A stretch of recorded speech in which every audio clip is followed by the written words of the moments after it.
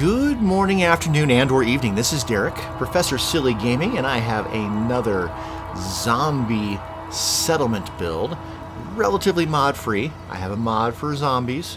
That's pretty much it. No building mods. And I'm here at Starlight Drive-In.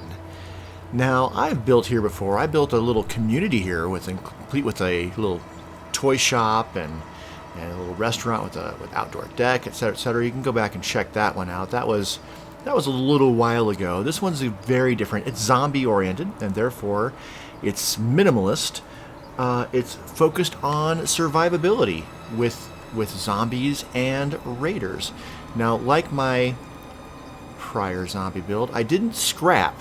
By default, I decided not to scrap anything I didn't need to scrap. So normally I would go through here and I would get rid of all of these cars, but not this time. I did all of my building up there in the screen, not over here where I would usually start.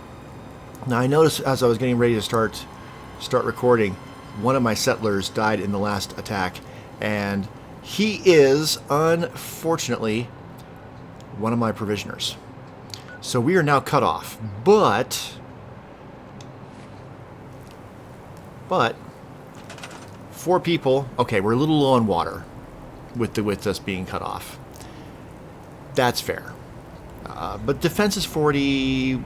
Food is they're a little low on water. They're going to start losing happiness for that. But yeah, we had a major zombie attack here. I took it out with a Molotov, and then they all require headshots, but the Molotov at least takes their legs out. So, building all within the screen. This provided a unique challenge, and I want to show you exactly what I did with this place. So I did build a little defensive fence around our main little area here. Just, just to slow zombies down. Is it going to stop zombies? No, but it'll slow them down. That's the important thing. Will it affect raiders? Absolutely not. Raiders can get right through. I didn't change anything with this back room, basically. That still exists. The other room back there is fine as well. They don't have a lot out here.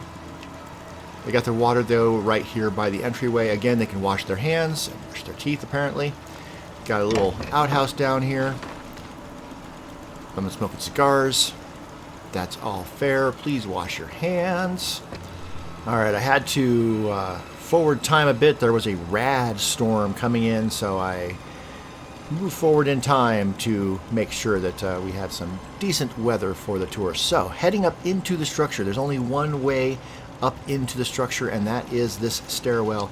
This door should remain closed. As you can see, immediately we have turrets.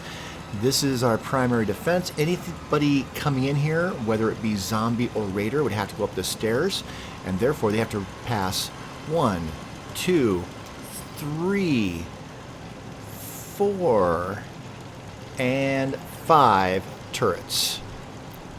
Plenty of defense. Alright, moving into our structure, we've got obviously all of our energy needs up above. This is our little area for people to hang out and get food and relax. So we've got our main chef here. Back hurts. My feet hurt. I'm sorry. Everything buddy. hurts. I'm sorry, buddy. I had to put this cabinet up here.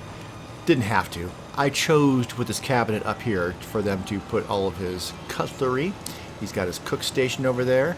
Primarily, it's a bakery, but he can do other stuff. No donut fryer. I didn't use. I resisted the urge to put in a donut fryer.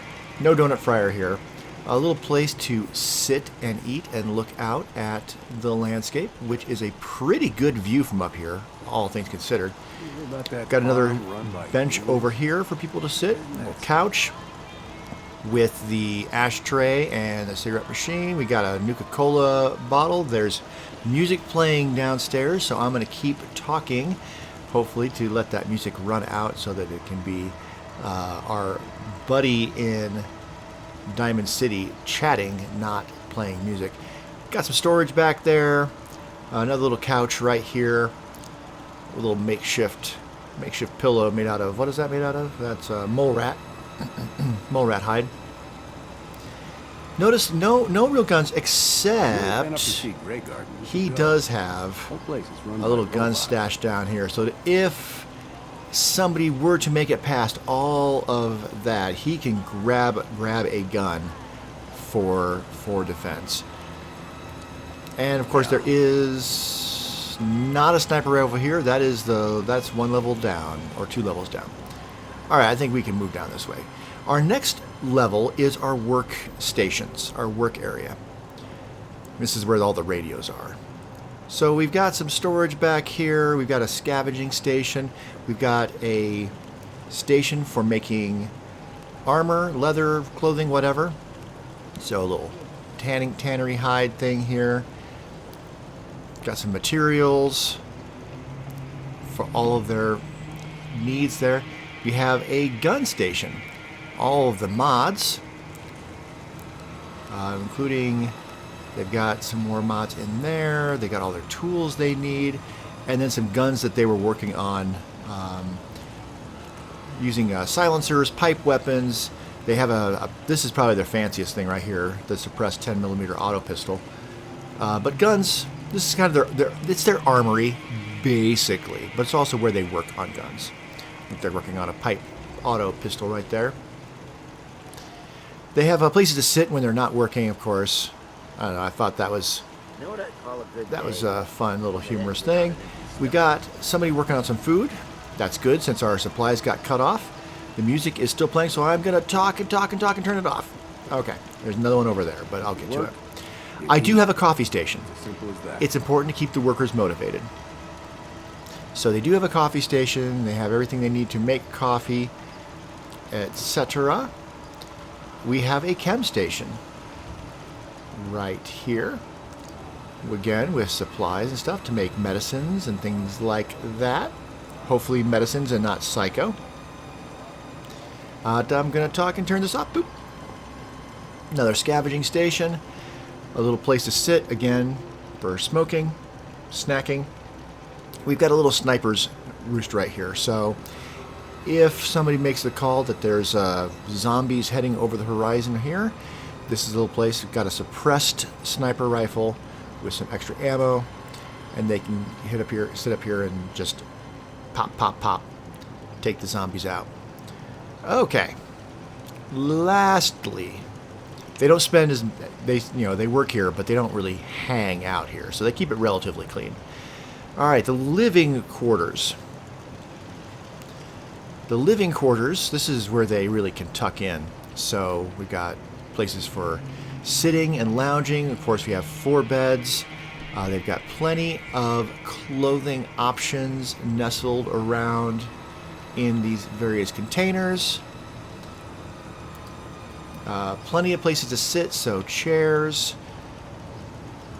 couch. They've grabbed paintings from all the surrounding areas to make this as livable as possible.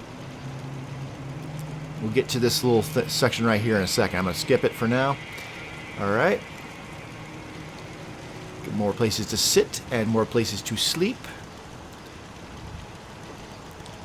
I did put light in here as well. We had plenty of generating energy at the top level, so putting some yellow lights just for visibility was I felt was a good choice.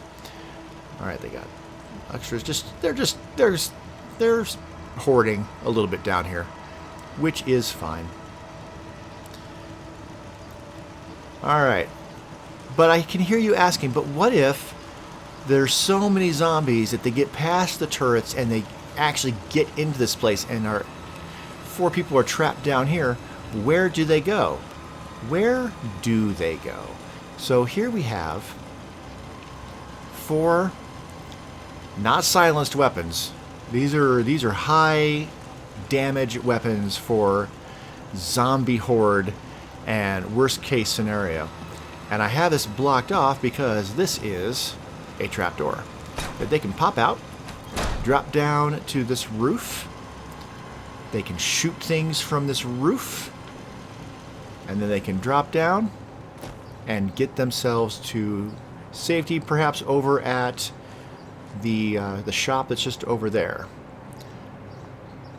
Now, of course, they want to get back in. They'll need to go all the way back up the stairs and everything. But yeah, a little trapdoor contingency plan just in case they need to get out of that bottom level. So yeah, this is my Starlight drive-in zombie build. Tell me what you think. I had a lot of fun putting this together. It was a challenge. I had to finesse just the right height to get things to work up on top. And once I got that, I was able to build down from there, basically. There's only a couple of these that let me put these columns on. But once I got one, I think it was the one on this corner, once I got them, I was able to put a floor and then use the floor to put all the middle level and then build up from there. Because they wouldn't snap on most of these pieces here. So I had to finagle it. And that's why you can see that they're all lined up perfectly. It's because I used flooring down here near the bottom to make sure they were properly spaced. And they were able to then look like they're snapped in pretty well up on there. If we move farther away, the only downside of this build is if I move farther away, the column supports start to disappear. If I get far enough away to where like I get the really panoramic view. Oh, now it's not even doing it. Look at that. Well, yeah, you can see some of them right there at the back. There's one missing right there. If I move back a little further, we'll get more of them winking out of existence. Which looks a little weird, and I have to come in close to, boom, bring it back in. On that note, okay, let's take a look at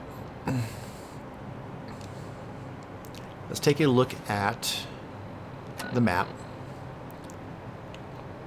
So I do need to fix this. This is the hub. The hub is coming along. I have started working on Outpost Zimonja. It is not ready. I have started working on County Crossing. It's a farm. I don't know if I'm going to show that one off.